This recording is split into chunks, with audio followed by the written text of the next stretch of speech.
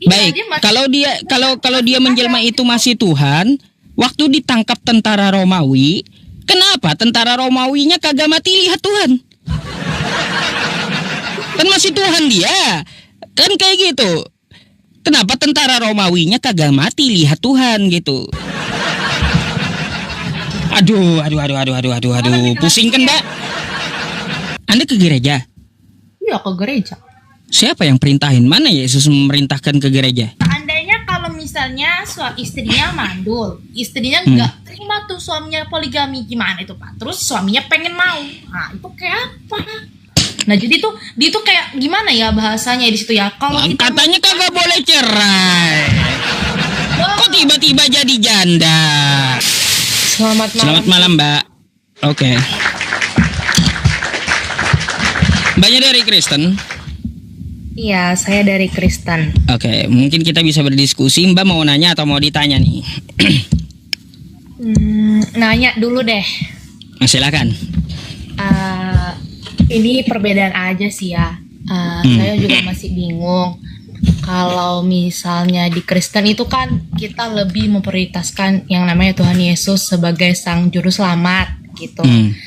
Nah kalau di Islam itu kan nggak ada ya kan. Nah jadi tuh kalau di Kristen tuh dominannya ada penyelamat gitu. Maksudnya ada loh yang orang kita percaya, seseorang yang kita percaya, yang kita udah tahu bahwa dia itu dari sana gitu, dari surga, terus menjelma jadi manusia, terus dari firman yang dia berikan kita percaya, dan kemudian dia mati di kayu salib, bangkit, dan dia kembali lagi ke surga gitu. Itu definisinya kita tuh percaya gitu sama Tuhan Yesus karena dia emang dari sananya gitu.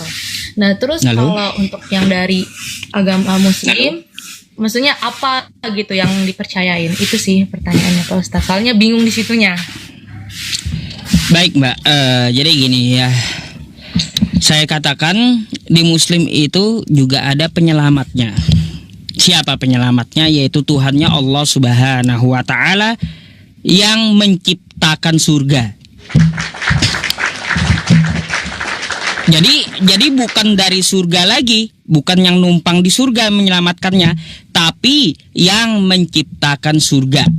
Jadi surga itu miliknya. Jadi itulah yang menyelamatkan kami gitu.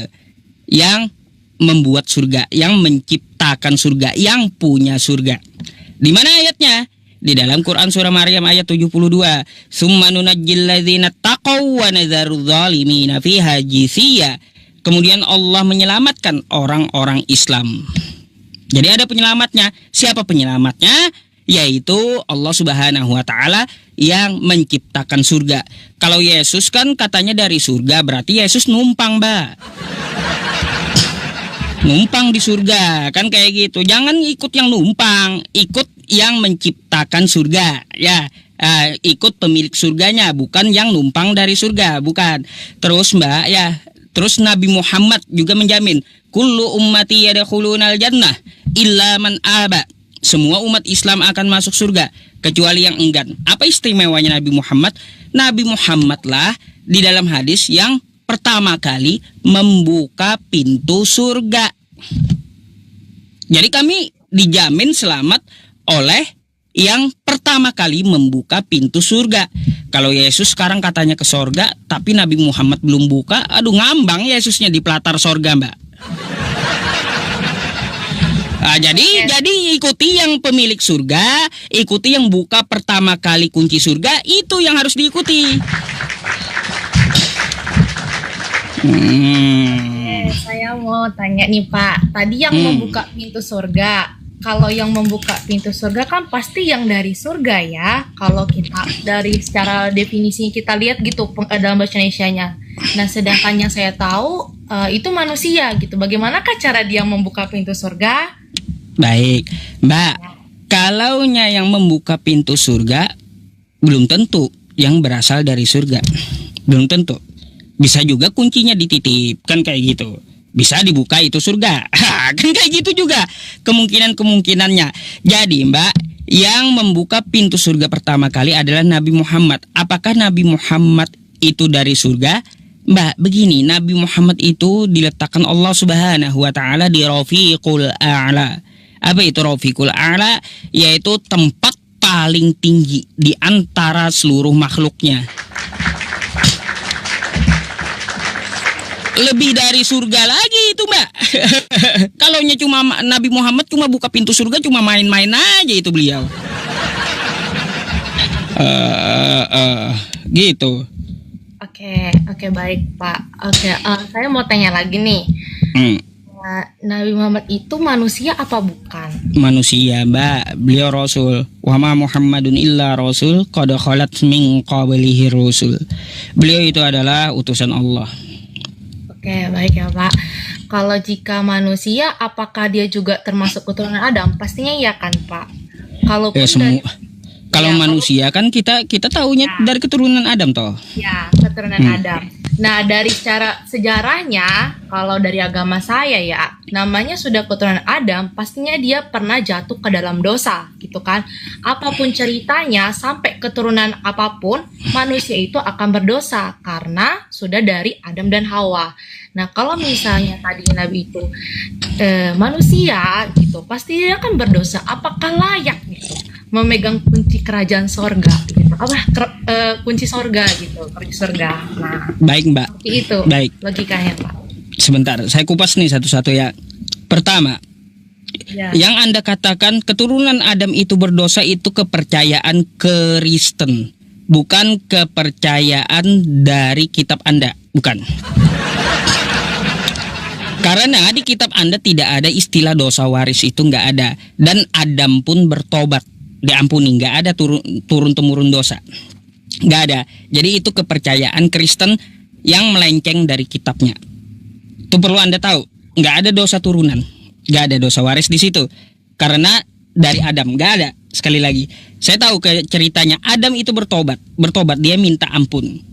Nah, jadi yang namanya Adam sudah bertobat minta ampun, maka turun-temurun setiap anak yang dilahirkan itu suci. Makanya di dalam agama Islam, kullu mauludin yuladu alal fitrah. Setiap anak yang lahir itu suci, gak ada diwarisi dosa. Nabi Adam itu udah bertobat gitu di kitab Anda, jadi gak ada dosa waris. Hoax.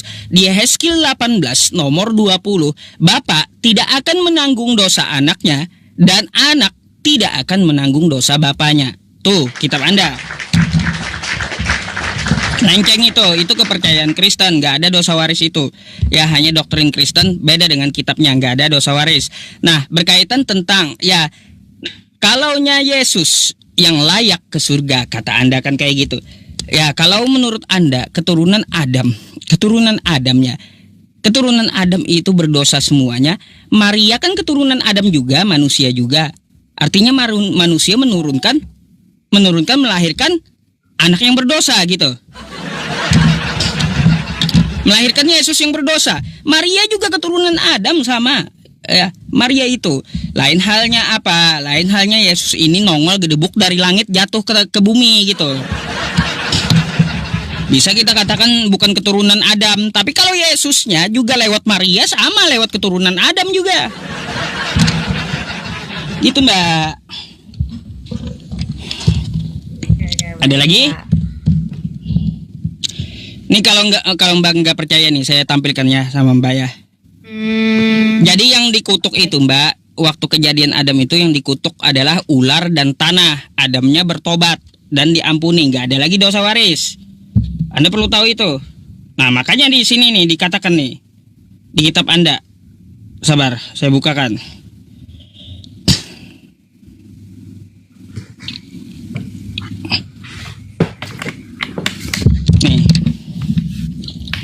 Nih. Orang yang berbuat dosa itu yang harus mati, ya. Anak tidak akan turut menanggung kesalahan ayahnya dan ayah tidak akan turut menanggung kesalahan anaknya. Orang benar akan menerima berkat kebenarannya dan orang-orang fasik akan tertanggung atasnya. Faman ya'mal mithqala dzarratin syarran yarah wa man ya'mal mithqala dzarratin khairan yarah. Kan kayak gitu. Barang siapa berbuat dosa sekecil apapun, dia akan menerima balasan dosa tersebut. Barang siapa berbuat baik sekecil apapun, maka dia akan menerima balasan kebaikan tersebut. Kan gitu. Gitu Mbak, ada di kitab Anda, dosa tanggung sendiri-sendiri. Beda kan? Dengan ajaran Anda dengan kitab Anda sendiri beda udah gitu. Ada lagi?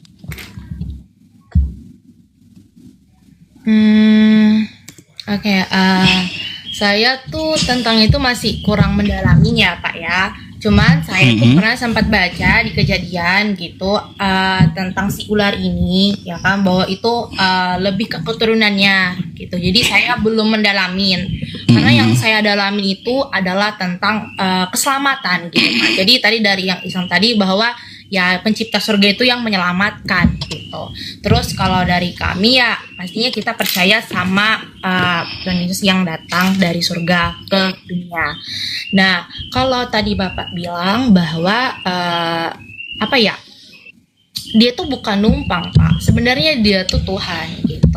Apa ya dikatakan, kalau di itu kan di Alkitab ada dua perjanjian ya, perjanjian baru dan perjanjian lama. Pertama perjanjian lama. Nah perjanjian lama itu dimana ya memang orang zaman di situ tuh tidak bisa mengenal Tuhan secara langsung, melihat secara langsung melalui nabi-nabi gitu. Nah terus seiring berjalannya waktu, di mana beberapa juga nabi sudah menubuatkan bahwa akan adanya datang Raja Damai gitu, yaitu Tuhan Yesus yang kita kenal. Nah, barulah kita tahu gitu adanya perjanjian baru. Nah, dari perjanjian baru itu dari mana Tuhan Yesus itu? Ya Tuhan Yesus itu Tuhan itu sendiri yang ada di surga. Cuman dia datang ke dunia itu ingin menyampaikan firman-Nya secara langsung kepada manusia.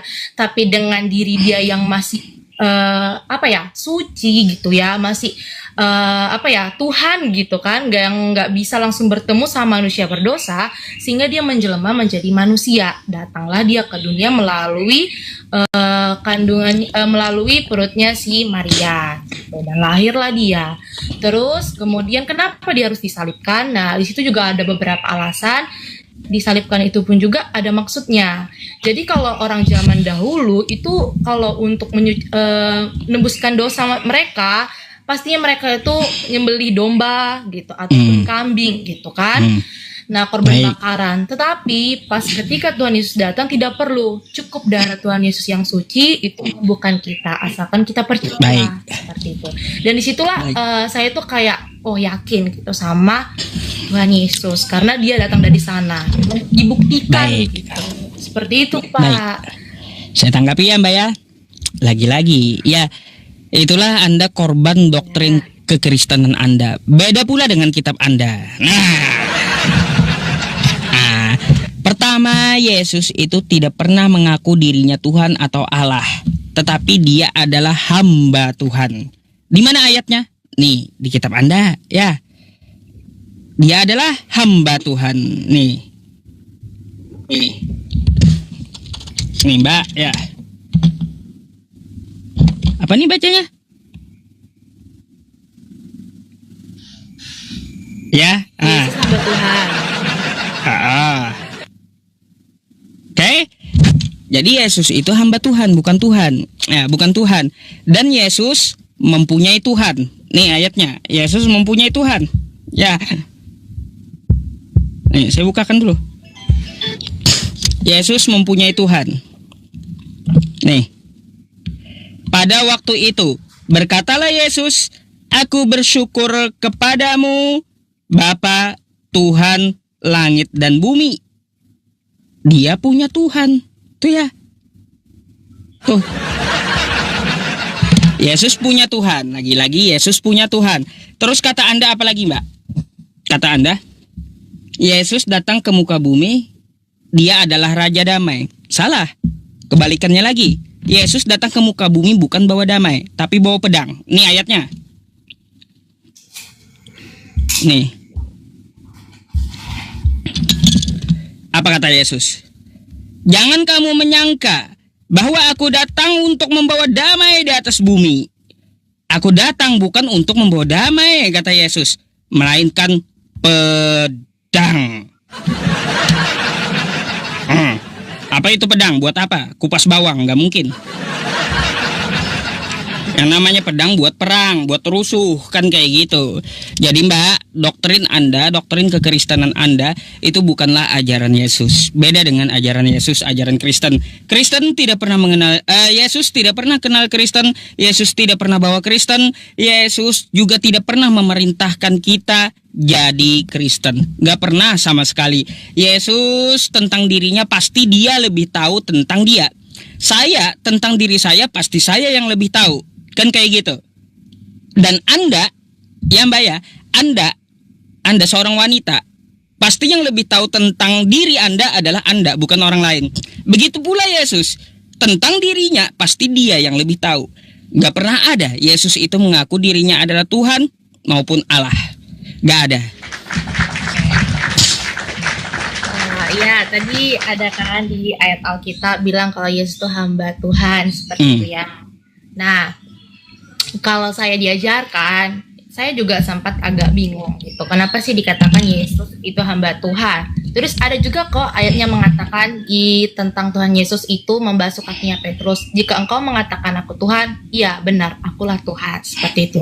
Nah itu sebenarnya tentang kerendahan hati Tuhan Yesus untuk menceritakan kepada orang, kepada murid-muridnya bahwa kita itu harus merendahkan diri gitu. Walaupun Yesus itu sebagai Tuhan, tapi dia belajar merendahkan dirinya gitu. Artinya tidak sombong gitu kan. Jadi itu yang teladan yang kita ambil dari si Yesus tadi. Nah, dia juga mau mati di kayu salib bukan berarti dia nggak bisa seperti itu mengampuni manusia, tapi dia itu teratur gitu. Dari mulai perjanjian lama sampai perjanjian baru. Mbak, sedikit ya. Yang maksud Anda ini artinya Tuhan Allah itu merendahkan dirinya jadi manusia gitu.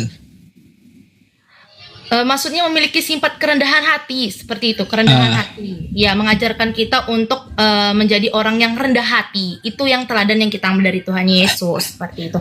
Terus tidak mengatakan dirinya aku Tuhan, aku seperti ini, tidak. Jika engkau manggil aku Tuhan, ya itu benar. Itu kan jika ya ada ayat Alkitabnya, saya masih ingat itu di Yohanes atau di mana tentang Tuhan Yesus membasuh kakinya si Petrus, ya kan. Jadi kita ambil teladan Tuhan Yesus itu adalah kerendahan hatinya, Pak, seperti itu. Nah itu saya diajarkan. Terus dikatakan membawa pedang, ya kan. Itu dikatakan itu ada ayatnya lagi di bawah itu, Pak, dijelaskan tentang kita mengikuti Tuhan Yesus gitu. Kalau kita sudah mengikuti Tuhan Yesus, kita sudah tidak akan lagi berpikir kayak nanti keluargaku bagaimana, ya kan, orang tuaku bagaimana. Kalau kita memang ikut Tuhan Yesus, kita fokus sama Tuhan Yesus, kita tidak akan melihat lagi siapapun di sekeliling kita, seperti itu. Nah itu yang saya tangkap, Pak. Baik, Mbak, saya mau tanggapi dulu. Berarti satu yang mau saya minta konfirmasi kepada Anda, berarti Allah itu yang maha kuasa merendahkan dirinya menjadi manusia gitu. Ya, seperti itu.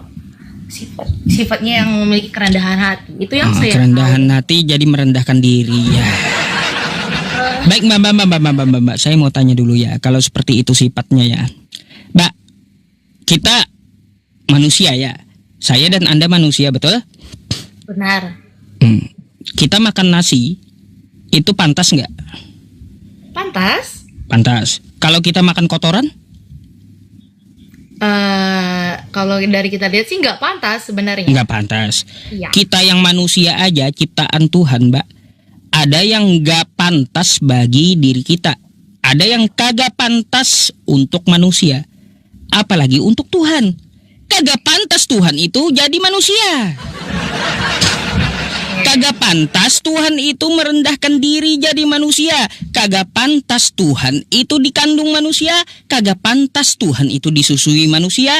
Kagak pantas Tuhan itu ditangkap manusia. Kagak pantas Tuhan itu diseret manusia. Kagak pantas Tuhan itu ditombak manusia. Kagak pantas Tuhan itu mati. Dan intinya kagak pantas pula Tuhan itu kalah dengan ciptaannya. Oke, Pak ya. Oke, saya akan jawab ya. Itu tadi menurut pemikiran Bapak, bukan menurut pemikiran Tuhan. seperti itu. Kan tadi saya sudah kasih tahu bahwa Tuhan itu mengajarkan kerendahan hati.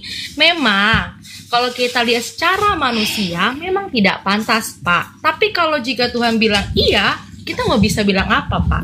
Dan saya salut gini ya, Pak ya. Kalau saya bilang, ya memang, kok Tuhan seperti itu sih? Kan Tuhan punya kuasa. Harusnya Tuhan bisa dong ngelakuin hal yang gak harus kayak gitu sesuai dengan derajat dia gitu kan. Tapi saya pikir kembali, Pak, gak semua orang bisa seperti itu. Dan gak semua manusia akan melakukan seperti yang Tuhan Yesus lakukan. Dan disitulah saya mengatakan bahwa dia itu hebat, Pak. Baik. Dan dia mengajarkan kerendahan hati. Saya tanggapi.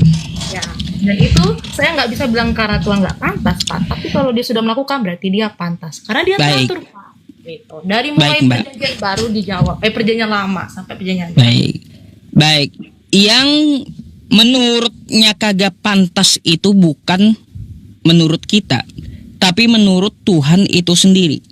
Gak pantas dia jadi manusia. Menurut Tuhan itu sendiri, bukan menurut saya, tapi menurut Tuhan itu sendiri di dalam kitab Anda. Nih, saya bukakan ya, kita baca. Yesaya 46 nomor 5. Yesaya 46 nomor 5. Kepada siapakah kamu hendak menyamakan aku? Hendak membandingkan aku dan mengumpamakan aku sehingga kami sama. Gak pantas sama Tuhan itu. Gak pantas kata Tuhan, dia sama dengan manusia itu gak pantas gitu. Terus dia tegaskan juga nih, ya. Bilangan. Kitab Anda nih, saya ambil dari kitab Anda aja. Tuh. Allah bukanlah manusia, sehingga ia berdusta. Bukan anak manusia, sehingga ia menyesal. Masakan ia berfirman dan tidak melakukannya, atau berbicara dan tidak menepatinya? Jadi Mbak, ya, bukan kita yang membatasi Tuhan, tapi Tuhan sendiri yang membatasi dirinya, mengabarkan melalui Rasulnya, tidak pantas dia jadi manusia. Gitu, Tuhan sendiri yang membatasi dirinya, mengabarkan, menjabarkan kepada utusan-utusannya bagaimana tentang masalah ketuhanannya. Maka dijelaskan bahwa dia tidak pantas sama dengan makhluknya. Makanya di dalam agama Islam, laisa kamitslihi syai' wa huwas sami'ul basir. Allah itu berbeda dengan segala sesuatu. Walam yakul lahu kufuwan ahad. Dan dia tidak ada yang setara dengan dirinya. Sama tuh ayatnya, ya. Jadi Mbak, ya, bukan berarti dia berkuasa bisa jadi apa saja yang dia mau. Ya betul seperti itu pemikiran Anda. Tapi ingat, dia yang membatasi dirinya. Dia yang tahu tentang dirinya. Dia yang mengajarkan tentang dirinya. Dia sendiri yang membatasi, tidak pantas kata dia. Dirinya itu, Tuhan itu menjadi manusia. Gak pantas. Jadi bukan dari saya ya. Bukan dari saya. Tapi dari kitab Anda. Gitu. Silakan. Tadi itu Bapak nunjukkan ayatnya agak sepotong-sepotong soal tentang nggak pantas menyamakan. Di situ tuh ada sebelum coba Anda buka Yesaya 46 nomor 5. Bentar Yesaya.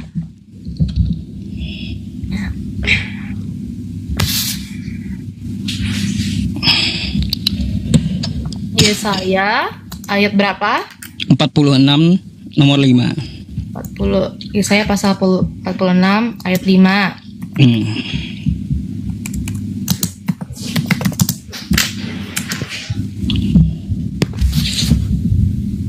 Coba dibacain Mbak. Sebentar ya, masih saya buka.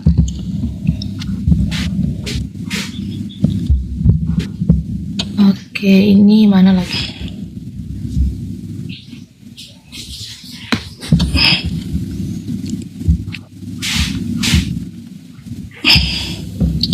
Apa pula kalian ini di bawah ini? Yang bener dong, perhatiin materinya, bukan perhatiin orangnya. Ini lama-lama netizen penonton saya ini, aduh, jadi ikut stres juga di bawah. Yang diperhatikan itu materinya, bukan orangnya. Macam mana? Silakan Mbak. Oke, sebentar ya Pak.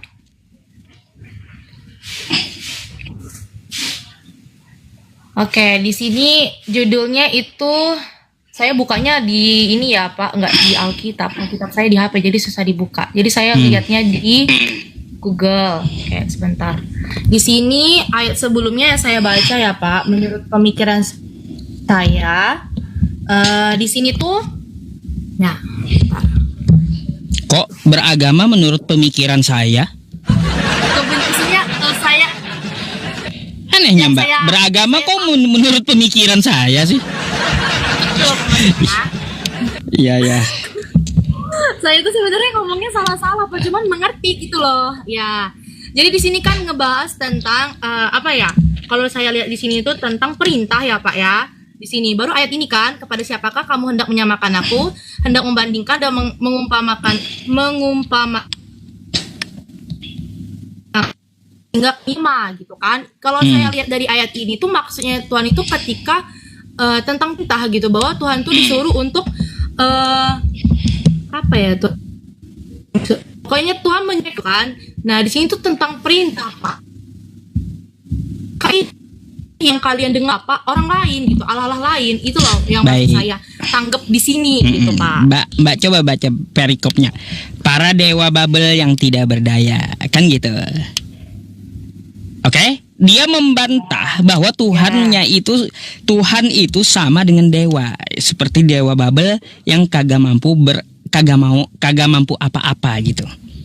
Kan kayak gitu. Dewa-dewa yang kagak mampu apa-apa. Jadi makanya tuh di ayat 3-nya, dengarkanlah aku, hai keturunan Yakub, katanya. Nah, kan kayak gitu. Makanya tuh lihat di ayat selanjutnya. Nomor 5-nya, apa yang dia ultimatum. Hendak dengan apa engkau menyamakan aku? Jadi Tuhan itu nggak ada yang sama, baik dari dewa Babel, baik dengan manusia, baik dengan makhluknya. Nggak ada sama. Gitu. Makanya dia bantah, dia sama dengan makhluknya. Dia bantah di situ, dia saya itu. Oke. Jadi di situ Bapak menjelaskan tentang Jadi nggak ada, bahwa Mbak. tidak sama Terus satu hal lagi yang perlu saya sampaikan kepada Anda, Mbak.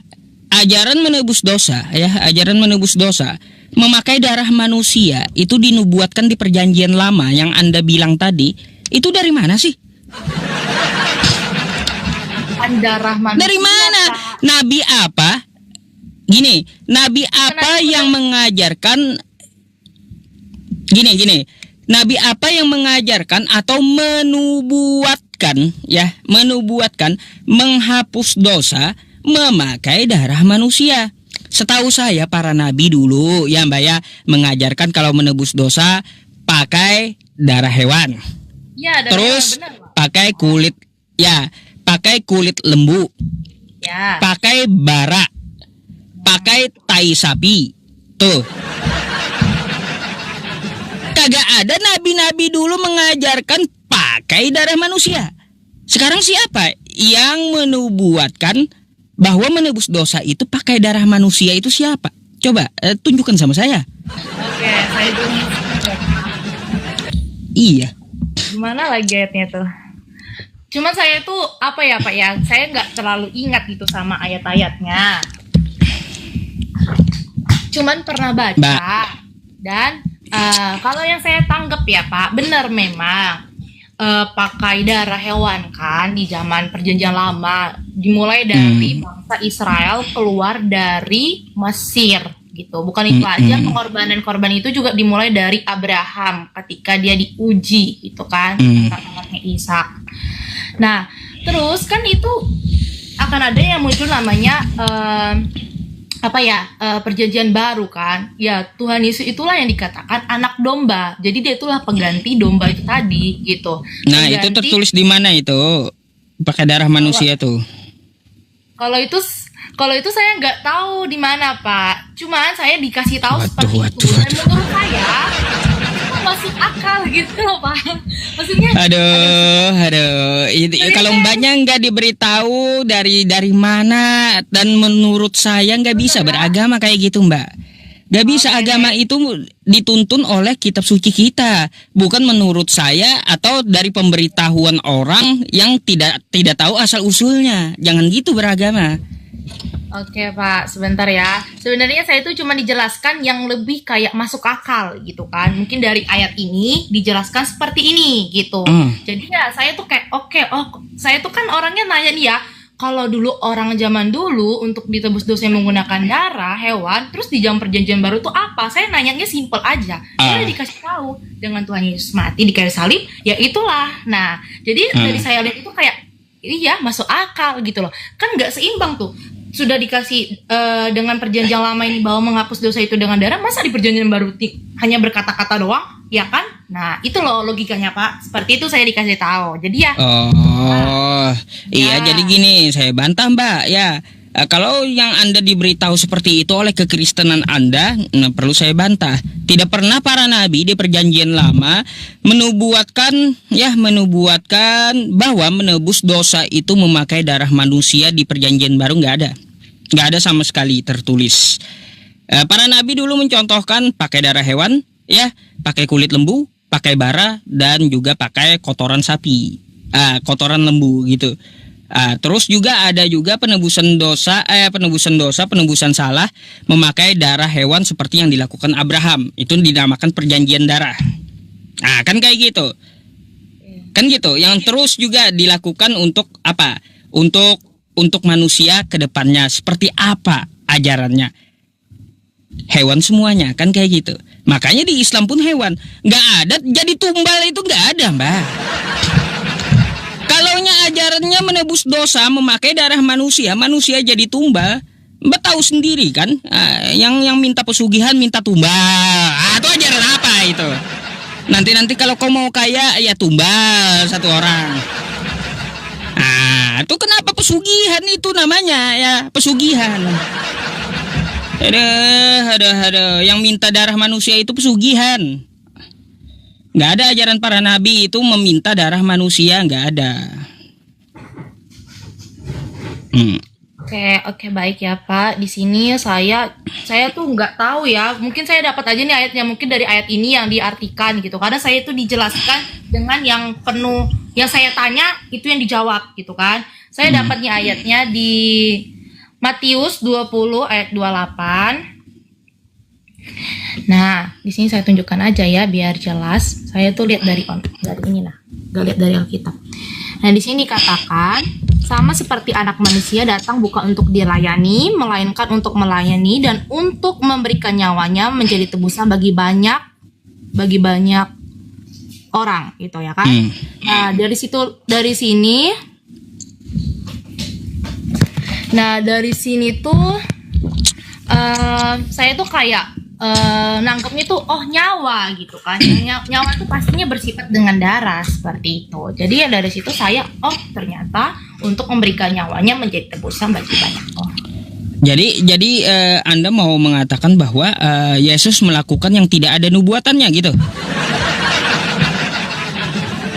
Nubuatnya gitu ya? Iya.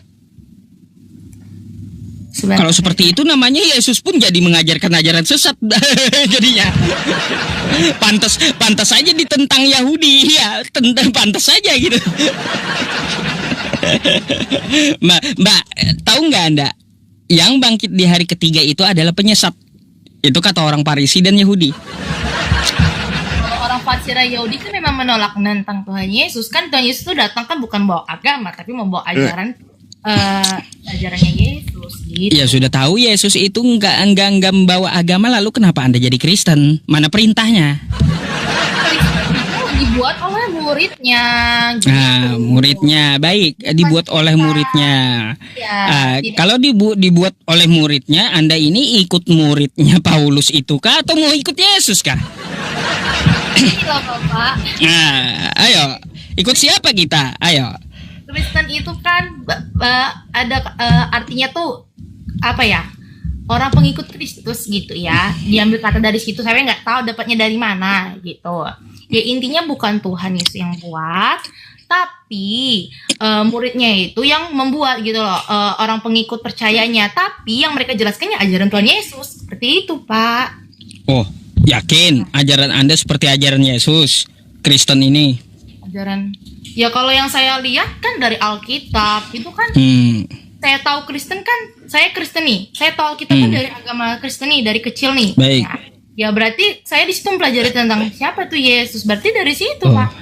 Baik, kalau Anda percaya Yesus di 1 Yohanes 2 nomor 6, Anda hidup sebagaimana Yesus itu hidup. Kan kayak gitu. Yesus puasa 40 hari 40 malam, Anda puasa nggak 40 hari 40 malam? Wah, dari mana Anda ngikutin Yesus? Kan udah beda tuh. Jelasin dulu Pak, belum lagi selesai. Puasa ya kan? Itu puasa itu apa ya? Kalau bisa dikatakan itu memang keseharusan, tapi kembali lagi ke dirinya. Tuhan nggak pengen kita puasa, oh karena Yesus puasa 40 hari 40 malam, kita juga harus ikut puasa, seperti itu kan. Nah, di situ tuh kayak dari kita gitu loh. Kalau kita mau niat puasa itu nggak harus kayak teratur, nggak boleh makan, nggak boleh apa. Tapi niat kita, ada beberapa orang puasanya karena oh ya menjalani aku sudah puasa gitu, tapi tanpa ada makna. Dan kemudian kalau saya bilang juga saya ikut puasa 40 hari 40 malam gitu kan. Nah di situ kan Tuhan Yesus itu kan manusia, tapi dia juga masih ada sosoknya gitu loh sebagai Tuhan. Jadi dia bisa melewati itu. Nah kalau dari saya sendiri itu nggak bisa. Dan saya juga diajari kalau untuk puasa itu lihat dari hati kamu. Jangan bukan karena Tuhan Yesus itu 40 hari 40 malam puasa baru kamu ngikutin tuh. Tapi boleh kamu ikutin asalkan kamu punya niat dari hatimu yang serius. Itu yang diajarkan. Mbak, begini Mbak. Saya mau kasih tahu Mbak ya. Yesus itu berpuasa tanpa makan, tanpa minum, siang dan malam 40 hari 40 malam. Maka laparlah ia. Lalu dia mau makan, cari pohon untuk mengambil buah. Ternyata pohon ara kagak berbuah. Dikutuknya lah itu pohon. Ya. Jadi kalau puasa Anda makan juga itu bukan puasa namanya, bukan. Jadi gini Mbak ya, jadi begini di situ aja sudah berbeda dengan ajaran Yesus Mbak. Nah sekarang begini, satu lagi saya tanya, ya Yesus katanya menyuruh menyembah Allah di Lukas 4 nomor 8. Coba Anda buka Lukas 4 nomor 8. Aku nonton kembali. Aduh, coba jelek tadi Pak. Coba diulang lagi. Sembahlah Allah, hanya kepada Dia saja engkau berbakti. Betul? Di mana itu Pak? Di mana? Coba tunjukkan ayat. Lukas 4 nomor 8. Lukas 4 ayat 8. Aduh, jaringannya jelek loh. Engkau harus menyembah Tuhan Allahmu dan hanya kepada Dia sajalah engkau berbakti. Oke, kemudian apa lagi Pak? Baik. Mbaknya nyembah siapa sekarang? Nyembah Tuhan Yesus. Nah, beda kan udah.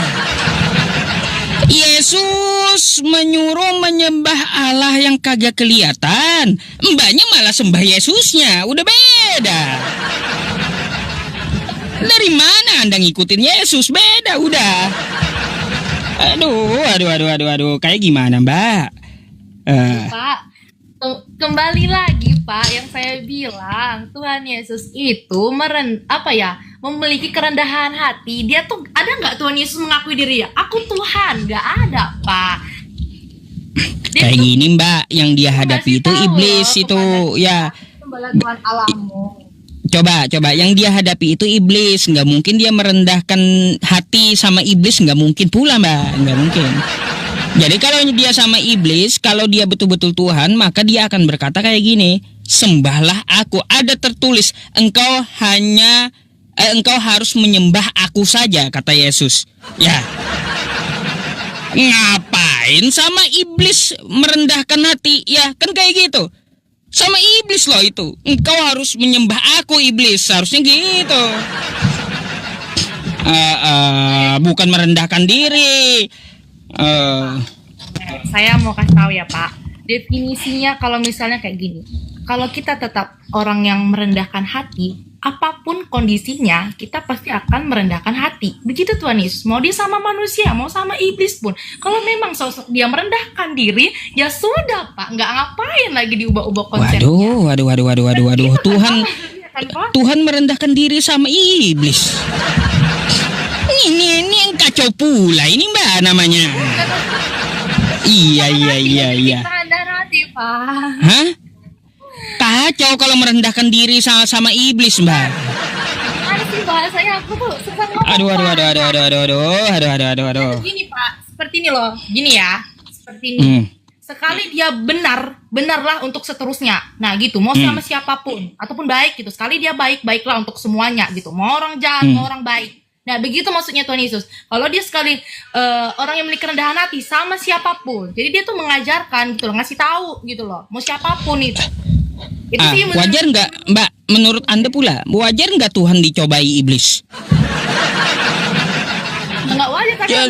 Wajar nggak Tuhan diuji iblis gitu? Coba pikir dah. Wajar nggak kalau Tuhan dicobai oleh iblis? Oke, di sini kan dicobain dia ya, tapi kan posisi dia jadi manusia kan, jadi manusia itu bukan Tuhan gitu? Hah? Manusia? Enggak, maksudnya ini kan di sini kan Tuhan itu ya kan, maksudnya Tuhan Yesus itu tadi gitu, dia masih menjadi manusia. Jadi dia tuh benar-benar jadi manusia yang kayak seperti kita gitu, masih memiliki iman yang gini, yang saya maksud ketika dia jadi manusia itu bukan Tuhan dia. Kalau misalnya nih ya, oke, kita anggap aja dia jadi manusia full manusia. Nah, manusia. Ya, karena dia datang jadi manusia, oke, dia manusia. Nah, seperti itu. Apalagi, Pak? Ya, kalau dia manusia, kalau dia manusia, berarti dia datang sebagai manusia yang di tiang salib menebus dosa Anda. Itu bukan Tuhan berarti Mbak, tapi manusia.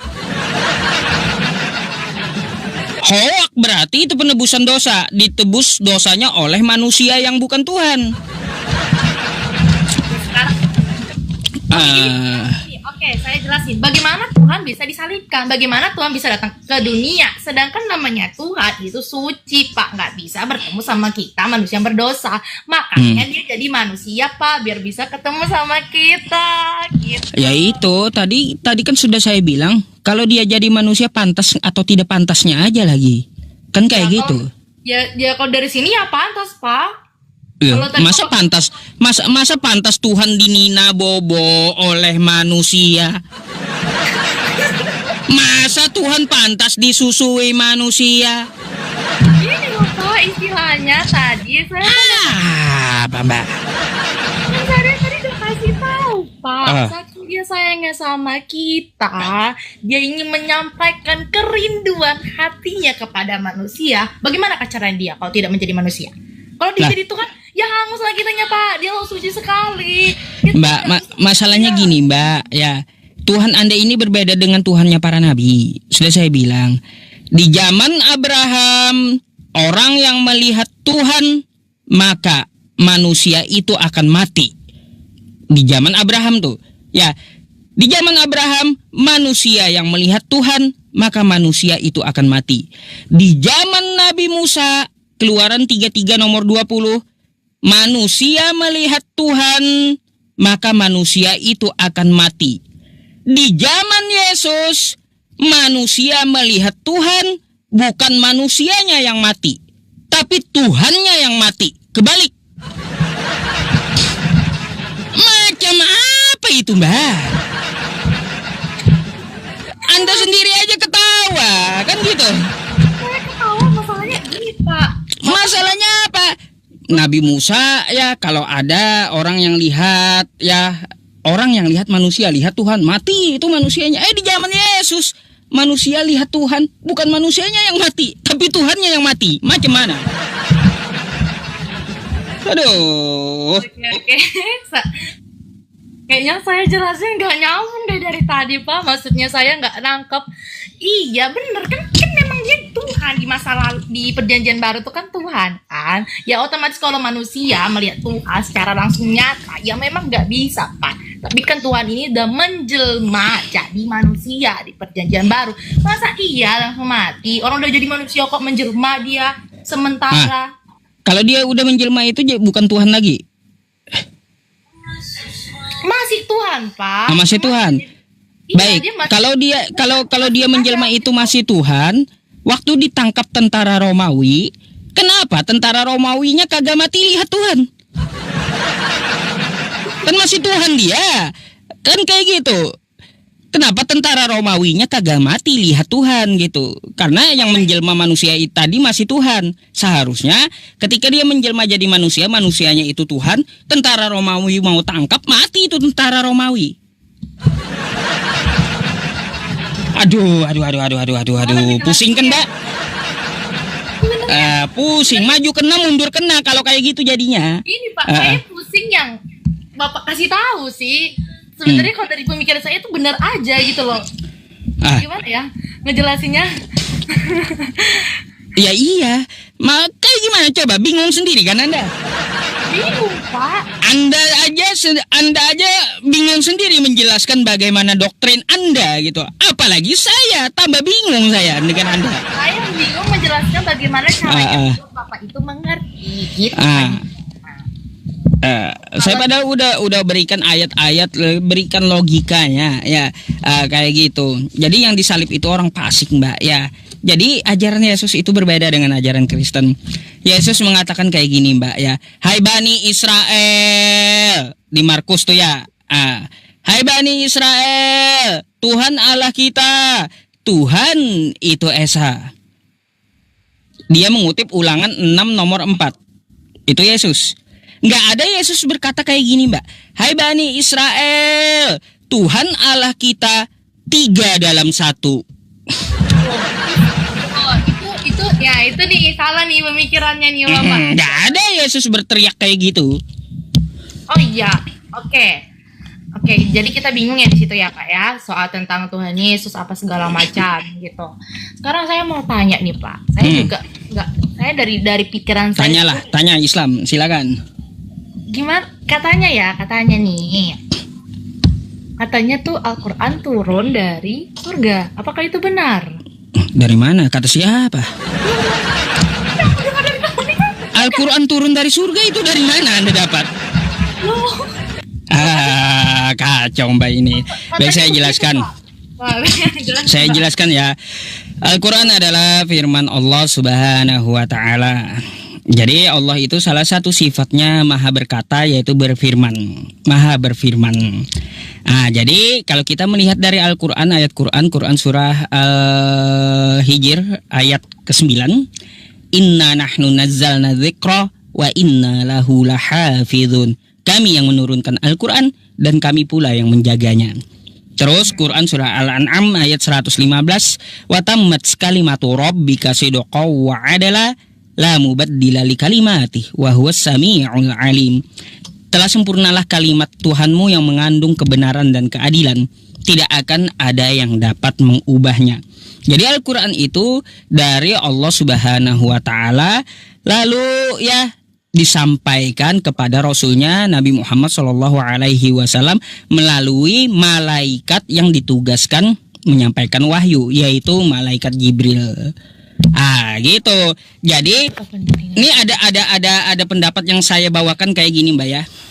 Allah berfirman, dicatatkan oleh pena, disimpan di Lauhul Mahfuz, ya, la yamassuhu illal mutahharun.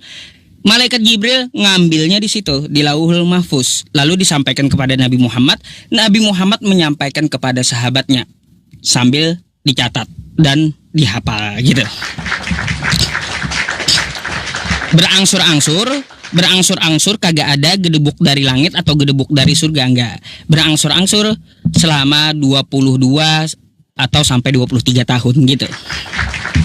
Jadi nggak ada, Mbak, ya yang dikatakan bahwa Al-Quran itu dari surga, gedebuk dari surga, enggak. Bertahap dia. Dan ya Al-Quran itu tidak dapat diubah sampai sekarang, Mbak. Kayak gimana pun orangnya, hebatnya, jabatannya apapun, takwanya seperti apapun, dia tidak akan bisa mampu untuk mengubah satu huruf Quran gitu. Atau mengubah harokatnya pun nggak bisa gitu. sehebat apapun orangnya. Itulah yang namanya kitab suci, Mbak. Ya, itu yang namanya kitab suci, dijaga Tuhan. Nggak bisa diubah manusia satu huruf pun. Terbukti, inna nahnu nazzalna dzikra wa inna lahu lahafizun. Kami yang menurunkan Al-Quran dan kami yang menjaganya. Buktinya apa? Sehebat-hebatnya manusia, satu huruf aja Al-Quran itu nggak ada yang bisa mengubahnya, Mbak. Bayangkan gitu. Ketahuan kalau diubah gitu. Ketahuan. Nah, ngerti kan? Bukan dari surga tapi dari Allah, Tuhan pencipta langit dan bumi. Kayak gitu. Apalagi nih? Gak ada lagi sih Pak, apalagi yang mau saya tanya ya. Nah, silakan. Nabi Isa, Yesus atau seperti apa? Kalau saya bilang mau tanya Nabi Isa, ya beda lah Pak. Nabi Isa sama Tuhan Yesus dari cara ceritanya juga beda. Jadi nggak mungkin saya tanya juga. Ceritanya udah beda. Memangnya ada dua orangnya menurut Anda? Ya kalau bagi saya sih beda ya. Kalau di situ kan dia Nabi Isa-nya nggak disalibkan gitu kan. Jadi bagaimana saya mengatakan itu Nabi Isa gitu. Kalau sedangkan di Kristen ya Tuhan Yesus memang disalibkan. Gitu. Padahal kan yang menyamakan Nabi Isa itu kan Kristen, bukan Islam. Iya kah? Lah, kagak percaya ente? Gak percaya. Nih lihat kitab kau ya. Yang menyamakan Nabi Isa dengan Yesus itu adalah Kristen nih. Ini Alkitab ya. Ya. Matius 1 pasal 1. Oke? Ya. Oke. Nih. Baca. Nah, itu ya, yang menyamakan Yesus dengan Nabi Isa itu kitab Kristen, bukan kami. Tapi kan ceritanya beda.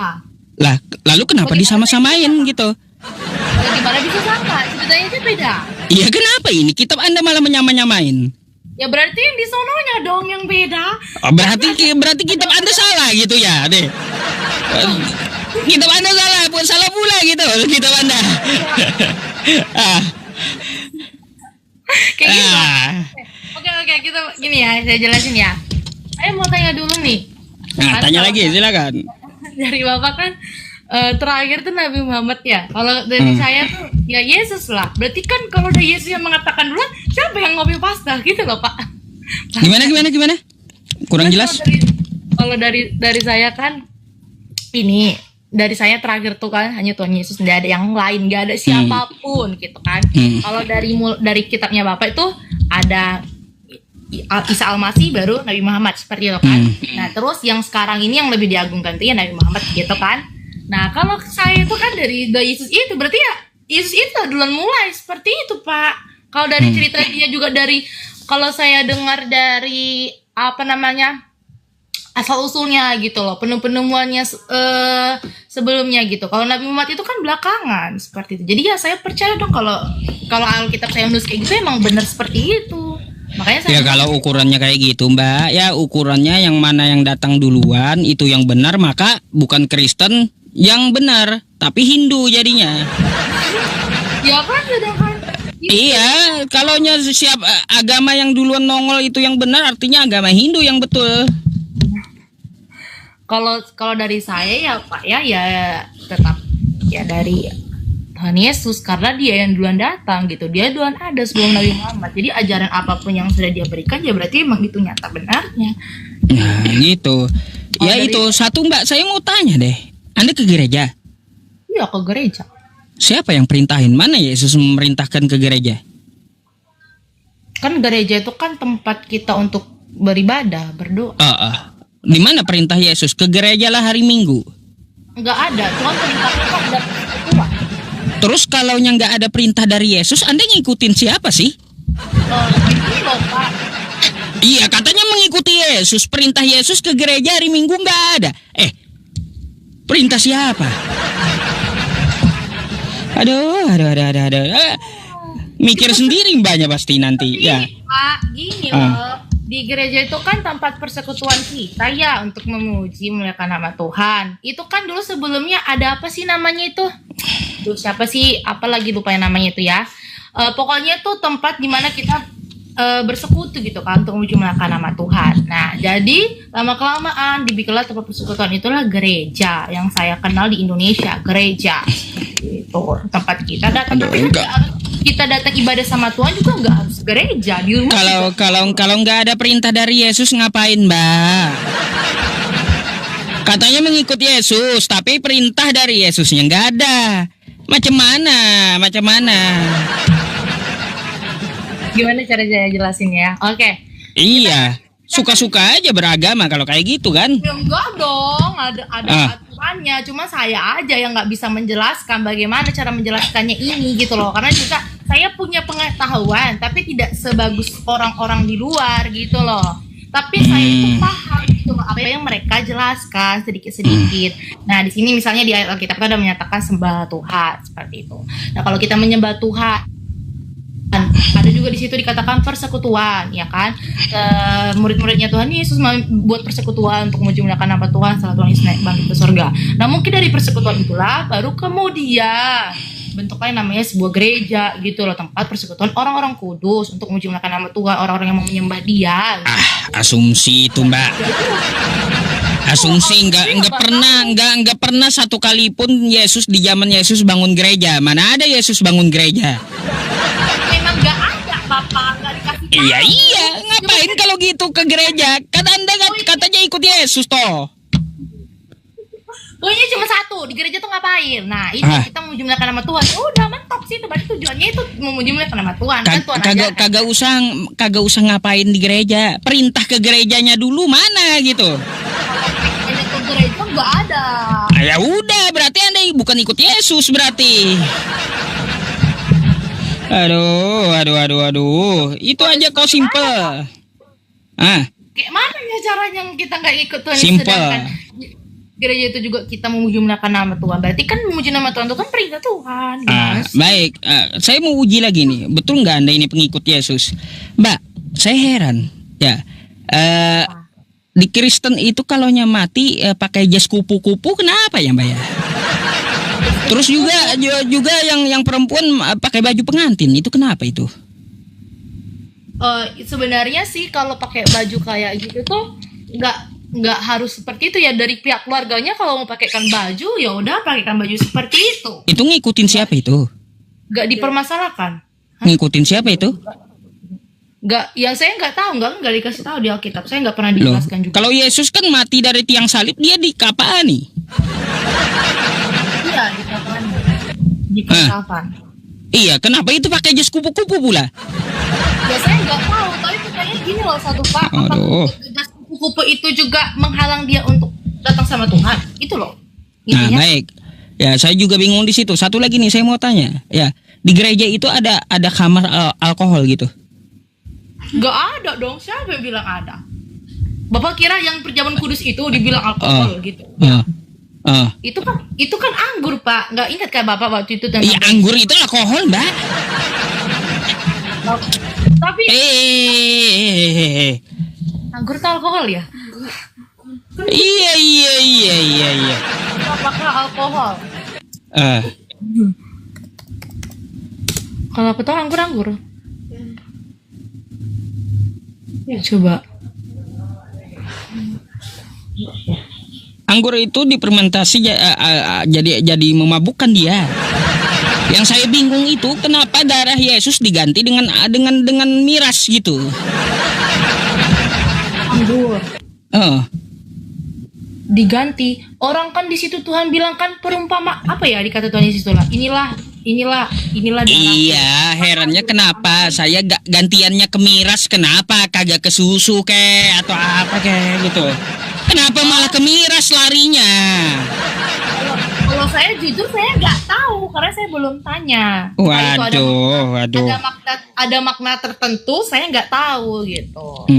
Nah, itu juga nggak ketemu saya jawabannya sampai sekarang. Heran saya ajaran Anda ini. Coba Anda buka lagi Kejadian 19:32 tuh, Mbak. Sebentar ya. Kejadian 19:32. Tentang anggur ini.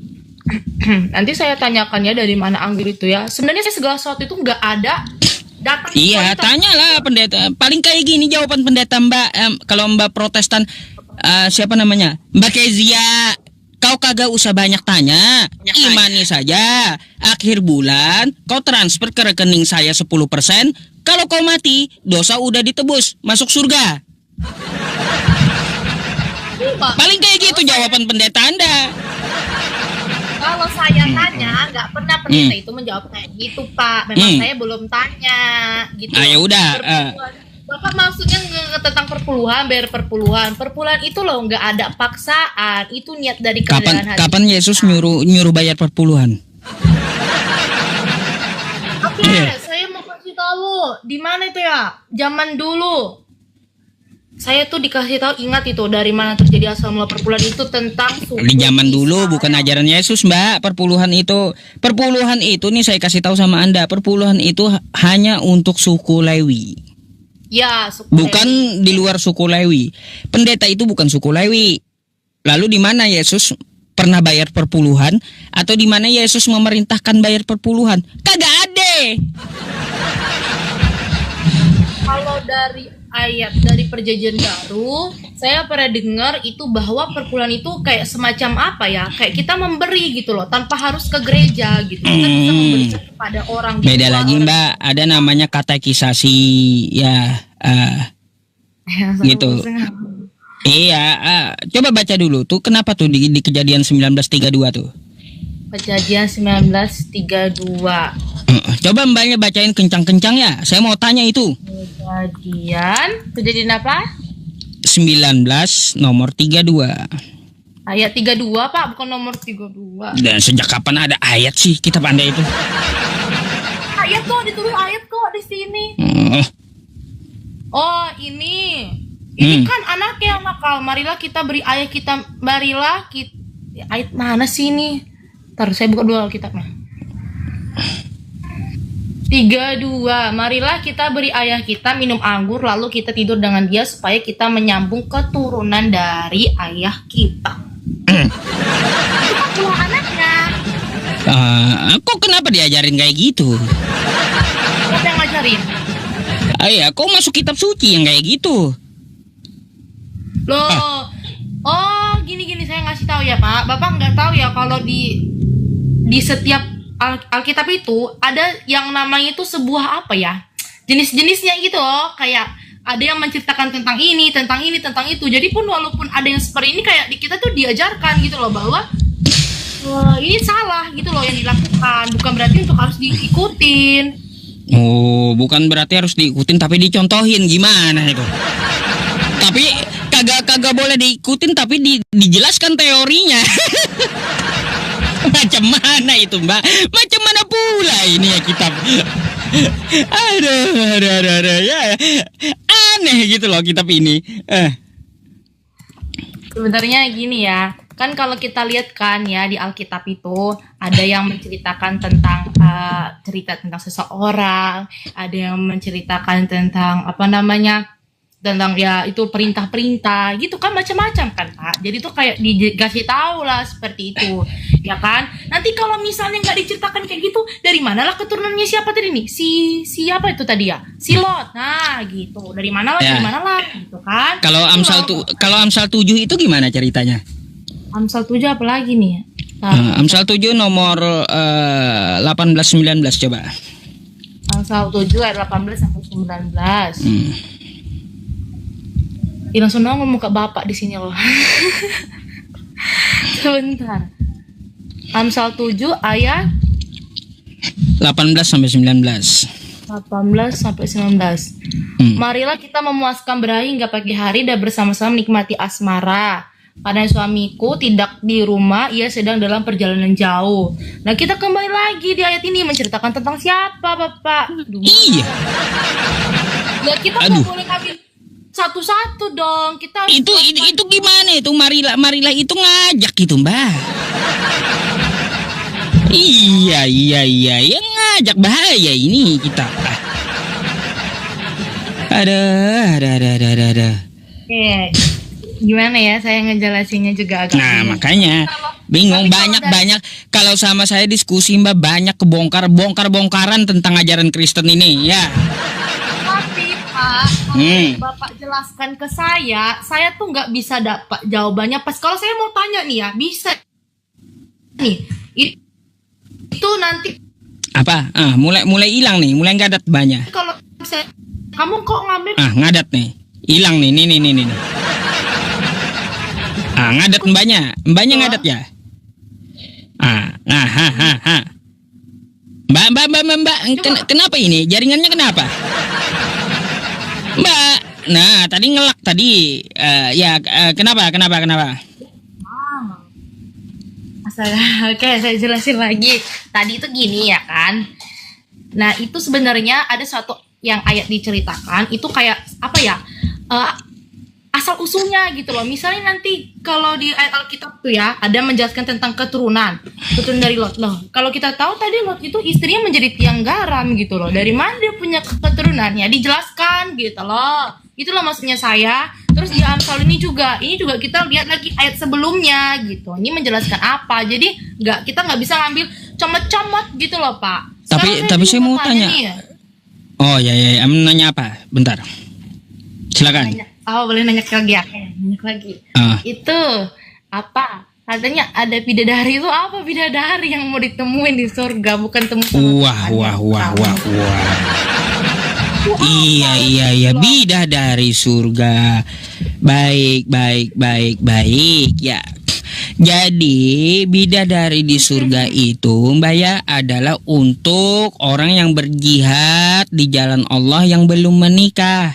Ya. Maka dia akan dinikahkan dengan bidadari. Yang belum menikah laki-laki muslimnya, tapi dia mati di medan perang. Kalau yang sudah ada istrinya, siapa bidadarinya? Bidadarinya adalah istrinya sendiri. Apakah dapat juga bidadari yang lain? Ya jelas dapat, untuk melayani istrinya. Jadi ratunya bidadari istrinya. Kayak gitu, jadi ratunya. Ya, jadi ratu bidadari istrinya yang di dunia gitu. Diratukan. Wow, kayak gitu. Katanya banyak Pak, 79 kan berapa itu? Kalau di tempat kita 70 kalah sama janji Yesus 100, Mbak. Kalau Yesus kan janjiin 100, kalau di kami cuma 70, kasihan kali. 100-nya dari mana Pak? Ya udah. Bentar ya. Nih saya kasih ya, Mbak ya. Yesus janjikan 100 istri di surga nih ya. Dari ini. Di ayat apa Pak? Kasih tahu. Matius 19. Matius 19 nomor 29. Ayat 29. Nih saya bacain dulu ya. Ya, bacain. Nih, perhatikan ke layar. Nih ya, saya langsung baca di sini aja ya. Dan setiap orang yang sudah meninggalkan rumah, kata Yesus, atau saudara laki-laki, atau saudara perempuan, atau ayah, atau ibu, atau istri, atau anak, atau ladang, demi namaku, kata Yesus, ia akan menerima 100 kali lipat dan mewarisi hidup yang kekal. Jadi istri pun nanti ya, nih istri ya Mbak ya, digandakan Yesus jadi 100 gitu.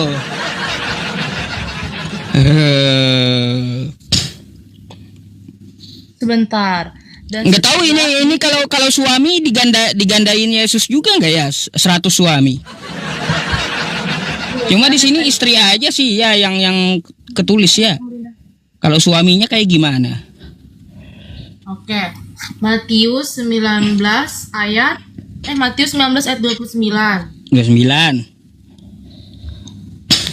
Nah, Bapak nih sebentar. Bentar ya. Setiap orang yang karena namaku meninggalkan rumahnya, ada saudara laki-lakinya, saudara perempuannya, atau bapak ibunya, dan menerima kembali 100 kali lipat, dan aku akan memperoleh hidup yang kekal. Tapi banyak orang yang terdahulu akan menjadi yang terakhir, dan terakhir akan menjadi terdahulu. Saya baca dulu ya Pak. Baca. Kuat-kuat baca kuat-kuat ya. Saya baca, bentar. Nih.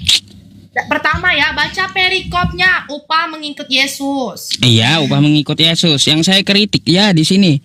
Ketika kita mengikut Yesus meninggalkan istri kita, maka ia akan menerima 100 kali lipat. Kayak gimana? Eh, Ayat ke-7. Lalu Petrus menjawab dan berkata kepada Yesus, kami ini telah meninggalkan segala sesuatu dan mengikuti Engkau. Jadi apakah yang akan kami peroleh? Kata Yesus kepada mereka, aku berkata kepadamu, sesungguhnya pada waktu pencipta kembali, apabila anak manusia bersemayam di tahta kemuliaannya, kamu yang telah mengikuti aku akan duduk juga di atas 12 tahta untuk menghakimi ke-12 suku Israel. Dan setiap orang yang karena namaku meninggalkan rumahnya, saudaranya laki-laki atau saudaranya perempuan, bapak atau ibunya, anak-anak atau ladangnya, akan menerima kembali 100 kali lipat dan akan memperoleh hidup yang kekal. Tetapi yang di YouTube betul ya, 100 kali lipat yang di YouTube ya. Oke, saya jelasin ya. Oke. Tadi kan di sini kan apa yang kami peroleh gitu kalau kita mengikuti Tuhan setia sampai akhir kan. Nah, di sini Tuhan bilang apa di situ dikatakan bahwa kita akan duduk bersama Tuhan seperti itu kan. Nah, terus di sini ayat ini nih Tuhan itu mengajarkan kita loh. Dan setiap orang yang karena namaku meninggalkan rumahnya, saudaranya laki-laki atau saudaranya perempuan, bapak atau ibunya, anak-anak atau ladangnya. Nah, itulah tadi kalau kita meninggalkan kalau kita fokus sama Tuhan, kita akan meninggalkan semuanya gitu loh. Terus lanjut lagi, akan menerima kembali 100 kali lipat dan akan memperoleh hidup yang kekal.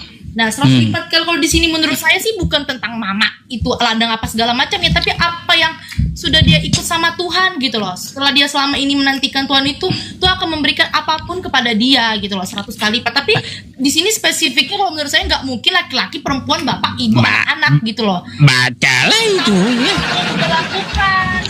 Baca itu, saya heran aja itu, anaknya jadi 100, istri jadi 100, orang tua jadi 100, ladang jadi 100, ibu jadi 100, kayak gimana? Kan kayak gitu. Kalau itu kan menurut mbaknya. Coba kalau kita baca bahasa Indonesianya yang tepat, yang benar kan kayak gitu. Oke, benar. Saya tuh pernah dijelasin kayak gini juga, cuman susah ngejelasin sama orang nih sebentar. Intinya tuh kita diajarkan kalau mau ikut Tuhan tuh harus fokus. Makanya Mbak, saya udah bilang ya, kalau di ajaran Kristen dengan ajaran Yesus itu berbeda jauh Mbak, jauh banget bedanya ajaran Kristen dengan ajaran Yesus itu, antara langit dan bumi. Coba. Bentar ya Pak. Yang diperhatikan itu materinya, bukan orangnya. Ya sabar. Apa sih kalian ini? Enggak, masalahnya ini yang tulis-tulis macam-macam. Iya. Yang diperhatikan kalau itu materinya dicatat, bukan orangnya. Ya, sebentar. Nah, maksudnya tadi ayat di situ kalau saya tangkap itu ya kan, kalau kita meninggalkan Tuhan gitu kan, meninggalkan Tuhan lagi, mengikut Tuhan, meninggalkan semua yang ada dalam hidup ini, baik itu keluarga ya siapapun itu, Tuhan akan memberikan dia upah 100 kali pada hidup yang kekal gitu. Berarti kita pertama itu diajarkan untuk melepaskan hal duniawi. Terus tentang 100 kali itu maksud itu berkat rohani Pak maksudnya. Waduh, di mana itu datanya? Aduh. Mbak. Kak, coba lihat di sini ini ya. Nih, lihat di sini ya, bukan berkat rohani ya. Nih, bentar. Sebentar ya. Saya agak bingung sama Mbak ini ya. Mana ya, gunai Kak? Di sini ada bahasanya, gunai Kak. Mana ya, saudara, ibu, anak atau ladang. Ini nanti udah diubah ini. Saya deh untuk ngejelasin itu gimana. Ini. Tanya pendeta dulu dah ya. Kalau tanya pendeta Anda paling jawabannya imani saja katanya. Imani saja, nggak usah banyak tanya. Kalau sama saya itu nggak bisa diimani gitu aja kalau tanpa sesuatu gitu. Kalau dari saya sih itu maksudnya itu berkat gitu loh. Maksudnya tuh apa ya? Gimana sih pusingnya ngejelasinnya, susah. Gak jelas Pak, yang lain lagi pusing saya. Oke, ada yang lain lagi Anda mau tanya? Karena banyak Kristen yang ngantri juga Mbak di bawah. saya lupa kan seketika apa yang mau saya tanya lagi.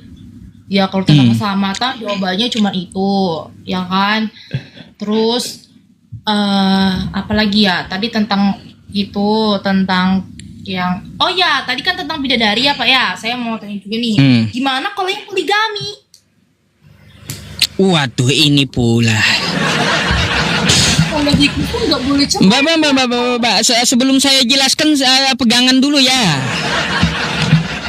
Ya, pegangan dulu sebelum saya jelaskan. Poligami, ada apa dengan poligami? Yang kayak gini Pak, maksudnya tuh dia udah punya istri nih, cerai, nikah lagi, baru nikah lagi. Lalu? Sedangkan di Kristen walaupun mereka melakukan hal itu ya mereka dibantah gitu loh. Baik, nanti saya tanya balik nanti ya. Oke.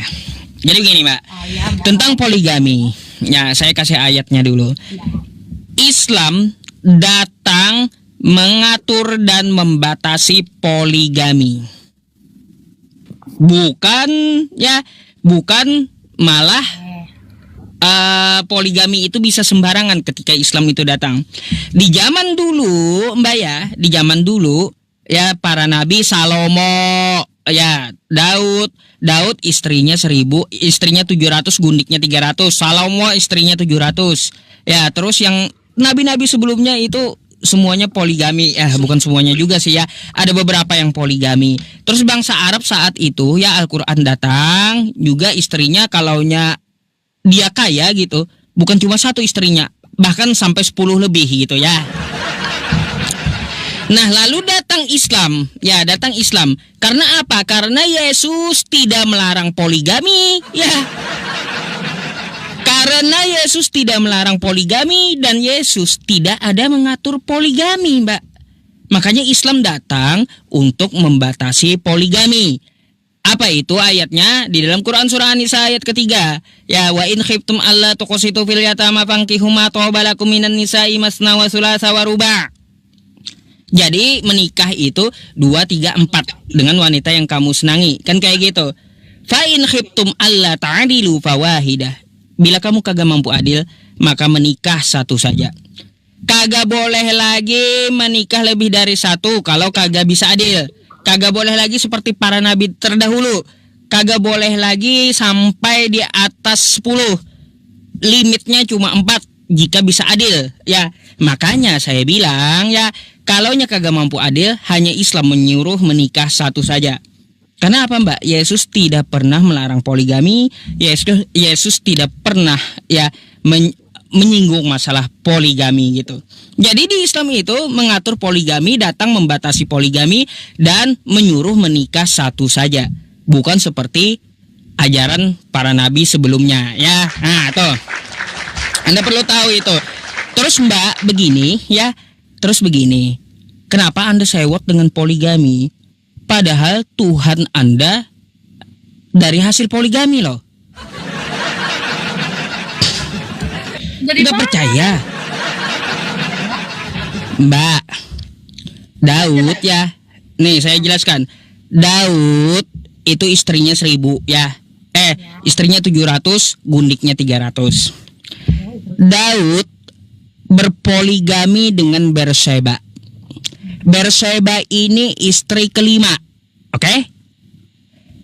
Lalu Daud dengan Berseba menikah. Berpoligami Daud ini dengan istri kelima, menurunkan Salomo. Oke? Raja Salomo. Raja Salomo istrinya 700, turun-temurun menurunkan kakeknya Yesus, Joakim. Joakim ya dengan Hana menurunkan ibunya Yesus, Maria. Maria menurunkan Yesus. Coba kalau kagak boleh poligami, kagak ada poligami, Kristen nyembah apa hari ini, Mbak?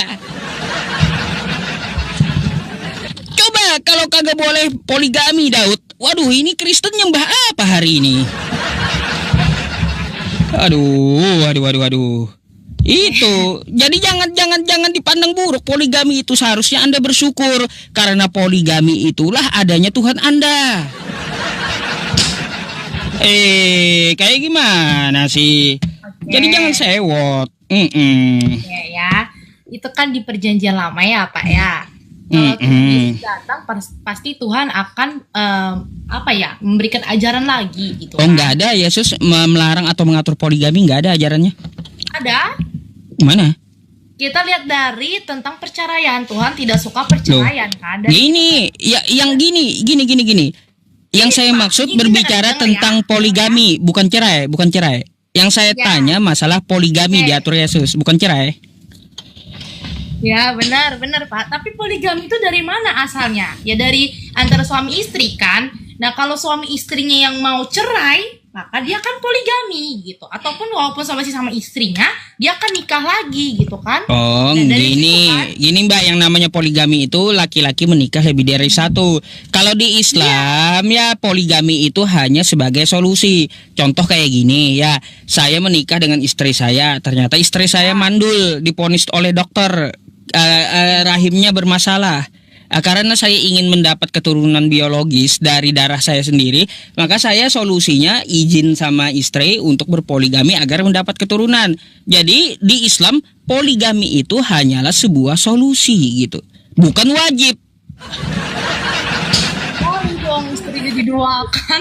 Iya, lalu gimana solusinya? Kalau kagak bisa punya anak dari darah daging sendiri?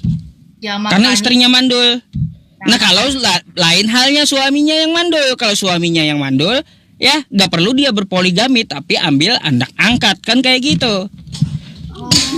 Kayak gitu, kasihan sekali.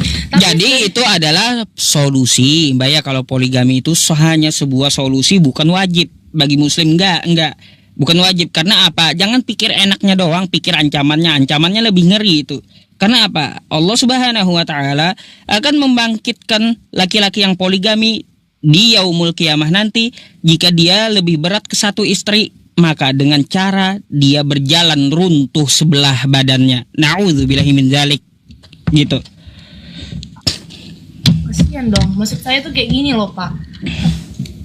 Kembali lagi ke tujuan awal gitu. Kalau memang mau menikah hanya untuk buat anak, ya kan? Tapi bukan kalau dari saya diajarkan kalau kita menikah itu kita punya teman hidup, tapi dari pasangan ini mendekatkan kita itu sama-sama sama Tuhan gitu loh. Gak fokus tentang ini. Kalau anak apa itu ya anugerah yang Tuhan kasih gitu loh. Kalau sebatas karena gak punya anak jadi boleh nikah lagi, kayak gitu kayak mana lah ya pernikahan itu ya, bisa dikatakan ya. Kalau dari saya tahu tuh kalau pernikahan itu tuh tidak fokus ke salah anak. Mikirnya Anda gitu. Ya salah. Jadi berarti nikah itu tujuannya untuk buat anak gitu berarti ya? Iya, menikah itu untuk meneruskan keturunan, Mbak. Kalau Anda ingin mendekatkan diri kepada Tuhan, ngapain Anda menikah? Sendiri bisa juga. Kagak perlu Anda menikah, kagak perlu. Ya, Anda tinggal Anda kagak menikah, sendiri saja mendekatkan diri kepada Tuhan bisa. Kayak gitu, kagak perlu Anda menikah. Menikah itu meneruskan keturunan gitu. Aduh. Ini apa ya gini. Seandainya kalau misalnya istrinya mandul, istrinya nggak terima tuh suaminya poligami, gimana itu Pak? Terus suaminya pengen mau, nah itu kayak apa? Masa iya? Kan sesuai aturan negara, bagaimana mediasinya? Kan aturan negara sekarang ada. Biarlah mereka di situ mengatur ya dari KUA-nya. Seperti apa ya? Apakah negara mengizinkan? Kalau tidak diizinkan, ya mau kayak gimana solusinya? Apakah mereka bercerai atau mereka melanjutkan keinginan suaminya? Kan itu tergantung dari merekanya. Gitu. Enggak, maksudnya gini, dari segi agamanya bagaimana, dari segi ajarannya gitu. Apa gitu bagaimana gitu? Apakah diterima seperti itu tanpa izin dari istrinya gitu loh, Pak? Jadi kalaunya berpoligami itu hanya sebuah solusi, Mbak. Kalaunya istrinya tidak terima, ya nggak bisa suaminya poligami, macam mana? Aduh, itu aja kok susah, repot mikirnya. Oke, tapi kalau saya taunya tuh kayak jadi salah artikan kan. Jadi kayak gara-gara seperti itu boleh poligami, jadinya suka-sukanya gitu loh, mau nikah. Padahal dia udah punya anak, nikah lagi. Terus kenapa di Kristen banyak janda sekarang? Justru itu, mereka taat sama Tuhan. Hah? Janda taat sama Tuhan? Benar ya Pak ya? Kita kan Kayak gimana? kan kita di situ dikasih tahu kita nggak boleh bercerai, ya kan? Oh. Tuhan tidak suka namanya perceraian, apalagi mereka cerainya dengan mereka sendiri tanpa maut yang memisahkan gitu. Dah, walaupun nanti dia menjalani hubungan dengan pasangannya seperti itu ya, terus kemudian cerai ya kan, maksudnya suaminya tuh minta cerai mau nikah lagi, ya itu terserah suaminya gitu. Kalau istrinya memang benar-benar taat sama Tuhan, dia tidak akan menikah sama siapapun. Lebih baik dia menjanda dan hidup benar di hadapan Tuhan, kayak gitu Pak. Nah jadi tuh dia tuh kayak gimana ya bahasanya di situ ya? Kalau Katanya kagak boleh cerai. Kok tiba-tiba jadi janda? Misalnya manusianya menolak keras suaminya, tapi dari istrinya nggak mau gitu, ya kan? Misalnya tiba-tiba suaminya selingkuh, misalnya suaminya Ya kenapa cerai? suaminya Tapi minta cerai, kenapa cerai? Maka dilarang cerai. Iya gini loh Pak, namanya juga manusia kan. Ada yang manusia nggak mau taat sama Tuhan, kayak apa? Ya berarti nggak sesuai dengan ajarannya. Si suaminya sesuai ajaran Tuhan, tapi kan dia tidak akan menikah lagi gitu loh. Dengan dia menikah lagi sama siapapun sampai suaminya meninggal. Gitu. Kalau panas Kristen panas minta turunin. Kenapa mbaknya enak kok ya diskusi? Kenapa kalian panas yang Kristen yang lain coba? turunin ini siapa yang Iya, turun gantian katanya. turun itu yang Padahal mbaknya jujur nggak kayak kalian gitu. Ada lagi nggak mbak? Soalnya tuh banyak yang antri ngamuk di bawah mbak. Ya yang ngamuk itu yang karena saya jelasinnya yang kayak apa tuh nggak jelas gitu. Padahal kan saya ngasih tahu yang sesuai yang saya tahu gitu. Tapi ya secara iman rohani saya, ya saya masih tetap sama agama saya gitu, bukan tanpa alasan. Itu ya hak Anda mbak, nggak ada paksaan juga untuk pindah agama kan gitu. Kita berdiskusi untuk menambah pengetahuan dan untuk kita pelajari gitu. Oke, jadi catat aja Pak, apa tadi yang mau ditanya ke pendeta biar saya catat gitu, biar saya tahu tadi tentang anggur. Nanti gini aja mbak, ambil aja di YouTube saya videonya. Anda bisa pelajari di ulangannya mbak ya, di sini nih. Sebentar ya, saya bukakan YouTube saya sama mbak. Nih, Anda bisa ambil videonya ya. Nanti Anda ambil aja videonya. Nih di sini nama YouTube-nya Pusat Debat Agama ya Mbak ya. Oke. Pusat Debat Agama, gambarnya gambar orang jelek ini ya. Nah ini ada 965 penonton. Gambarnya kayak gini nih ya profilnya. Judulnya Juru Selamat yang Tidak Selamat gitu ya. Namanya Pusat Debat Agama. Anda ambil rekamannya di situ ya. Kita nggak pernah potong-potong atau edit-edit ya. Silahkan diambil di situ ya. Oke. Yang tidak selamat siapa? Yang sama yang tidak selamat. Pak siapa? Yang sama yang tidak selamat. Nantilah. Iya, oke. Daripada kawan-kawan Kristen yang lain ngamuk juga mau ikut naik, Mbak. Saya izin gantikan Mbak dulu boleh? Oke, boleh lah kalau gitu. Terima kasih banyak ya Pak ya.